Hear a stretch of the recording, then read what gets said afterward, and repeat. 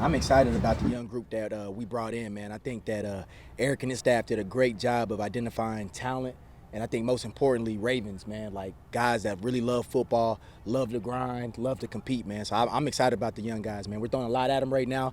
They're picking it up well. They're learning from their mistakes. I just appreciate the way that they're coming into work. So we're fired up about them, and they got a long ways to go, but I like where we're at right now with them. I know Kyle's not here this week, but what's kind of the vision of what Kyle and Malaki can do in the same secondary? I think that could change week by week, man. But I think the vision ultimately is be ball hawks and be ball control back there, man. Great communicators, great leaders. Get us right, get us in and out of the right calls. Nothing over our heads, and then make plays back there. I think last week when K-Ham was here with Malaki, it was great to see those guys kind of start building that chemistry. And I already seen the impact that K-Ham has had on Malaki with his communication, his knowledge, and just his football savvy. And so Malachi's picking that up. I got a great vision for those guys. I think they're going to help us out and play great football for us. Zach, what's it been like working with Chuck Pagano, and how valuable is it to add someone, not just a former DC, but a former NFL head coach in the defensive coaching staff? It's been great. It's been great. I mean, I'm glad that he's here. I mean, I don't know how old he is. I won't put his age out there, but I mean, he has great energy. I mean, his energy is great, and obviously, like you said, his football knowledge, man, is just so valuable to me personally, and then just to us as a team and as a defense. I mean, he's led great defenses here as a coordinator. He was a great position coach throughout his whole career, great head coach as well. So he's seen a lot, been around a lot, and he's a DB expert. So he's gonna be great for our guys. He's already been great for us as players and coaches and as an organization. So I'm fired up about him. Nate Wiggins talked about he's put on some weight this offseason, and he has big goals and expectations for this year. What are you seeing from him out here at practice, and what do you see for him in terms of your expectations from this year? I thought Nate did a great job going to work this offseason, man, putting weight on, man. That's a testament to him and the strength coaches coming up with a great plan, and obviously he followed it.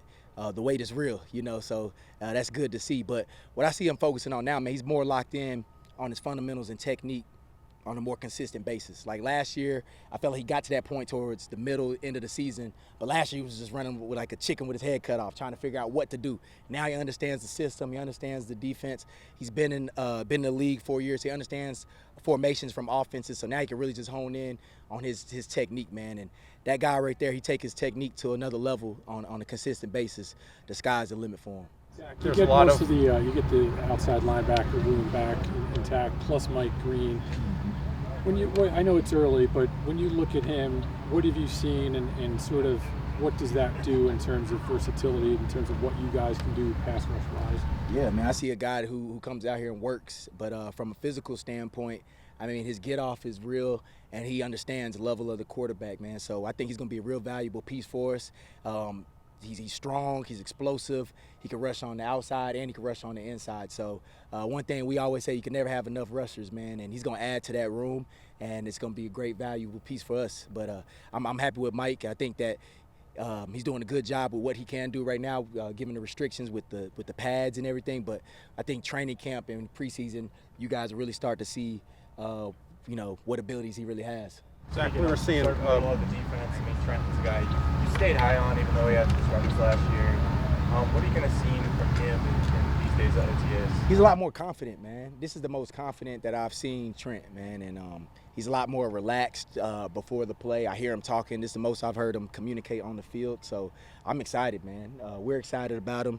I think Tooch has done a great job. Tyler Santucci, our linebacker, has done a great job with him thus far, and he's done a great job out here, man. So he's actually turning into one of our most vocal guys. So the only way we say you can be confident in speaking is if you're confident in knowing what you're doing. So obviously he's confident in what he's doing, and he's doing a heck of a job. So I'm excited to see him to continue to trend upwards for us. Zach, we were looking. What excites you about Teddy Buchanan? Say it again, my What excites you about Teddy Buchanan? What man, shoot, Teddy plays like a Raven. His college film, he flies around and he seeks contact.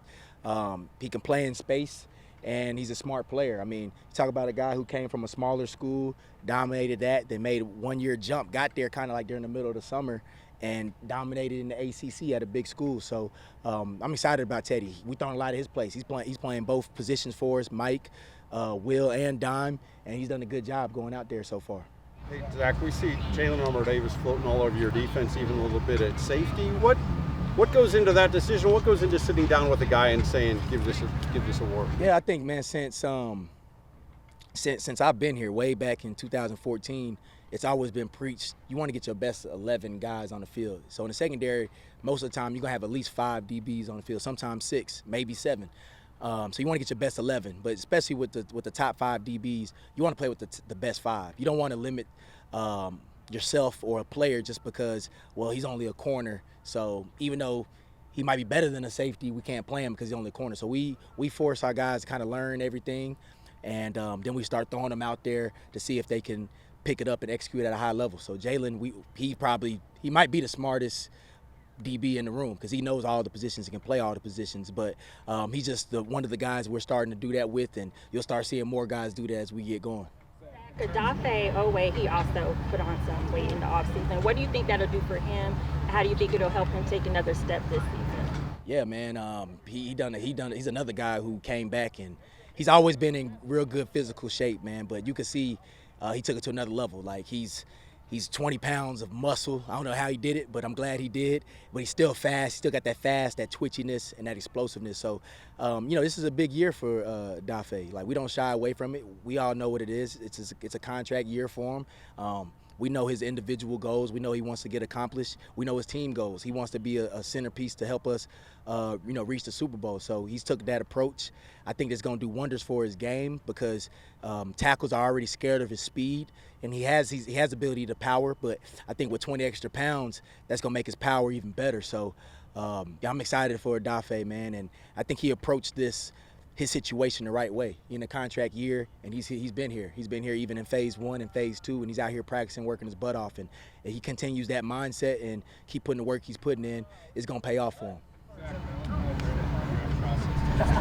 interception against Oregon was kind of sitting down. Do you remember what was a play or anecdote that you never watched this tape that really stood out to you? Man, he made a lot of plays, man. I mean, this dude, he's kind of been on our radar for a while just because Georgia, obviously, they've been a great football team, so they had a lot of guys come out over the years. And I remember watching, DBs that came out specifically in last year's class, 2024 class, and I'm like, man, who's 24? I kept asking the scouts and everything. They're like, he's not coming out till next year. I was like, oh, he's a true sophomore. But I think the thing that really impressed me about him this year was Georgia had a lot of young guys in the secondary. He's one of the older guys there as a true junior. So basically by week or by game plan, he played all around the secondary, and he still was their best player back there. So that was real intriguing to us, that we like to be versatile with our guys. We don't like locking our guys in one position. We don't like locking ourselves in one position depending on, who we're playing that week. So if you got a guy in the secondary who can play safety, corner, nickel, dime, and play it all at a high level, it's real valuable. So I think that's what really stood out to me about him this year. For Zach? Zach, obviously the defense didn't start off the way you wanted to, but by the end of the season, I mean, statistically, you're one of the best, as finishing best team. What did you learn maybe the most throughout last season?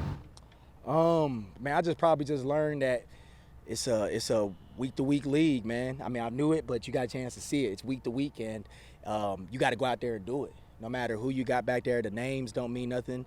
Our names on our jersey, we take pride in that, but the team coming in trying to whoop our butt, man, and the players, we got real accomplished players and coaches. The team that's coming in, that's playing us, don't care about that. So you can't rest on what you've done in the past, man. You got to show up as a team, as a coach, as a player every single week and get your respect. And I think that when we finally fully embraced that, our game went to another level. And the only way you can do that is out here on this practice field. It's not just going to happen on game day. So, that's why I probably learned is just continue to preach that message, continue to stay on top of that all the time, man. Like we talked about it today. So we're going to be a little anal about it, and that's good. If you love football, you want to be challenged, you want to be coached, you want to get pushed. So if that's the type of, player and coach you are, you're going to thrive here. If not, then, it's probably not going to be the place for you. Zach, you called Chuck Pagano a DB expert. Was there anything when he first got here that he said that he liked the way you guys improved last year? Or any notes that he came in with about last year? Yeah, I mean, definitely, man. I mean, the biggest thing that he just jumped off the tape to him, just watch him was, just the communication back there. And some of that, like I said, it was on me as well, tightening the menu up. But just the communication. And then he said once we got that fixed, the sky's the limit. You know, we a talented group back there. And then the other thing that stood out to him was technique. You know, we got to get better with our technique in the back end, man. It's like we make real good plays, but we give up plays we shouldn't give up because either our eye's not right, our leverage is not right, or our body position is not right. So those are just little nuances he picked up, and I think what was impressive is a lot of guys went up to him. He might not even know I know this, but a lot of guys went up to him and asked him one-on-one what they could work on, and he had an answer for every single one of those guys, a deep, detailed summary. So, like I said, man, it's great to have him here in the building.